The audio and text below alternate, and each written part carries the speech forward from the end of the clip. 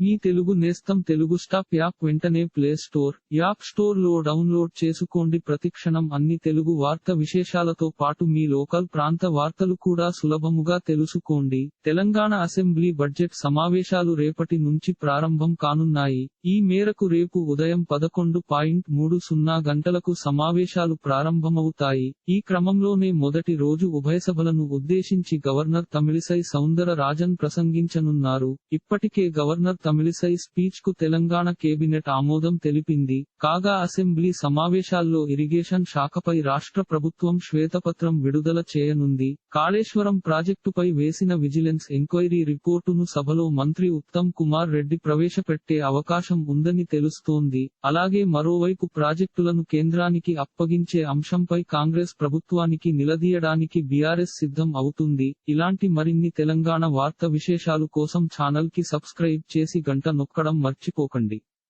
ఈ వీడియోని తోటి మిత్రులకి షేర్ చేయండి. మీ అభిప్రాయాన్ని కామెంట్ లో తెలపండి.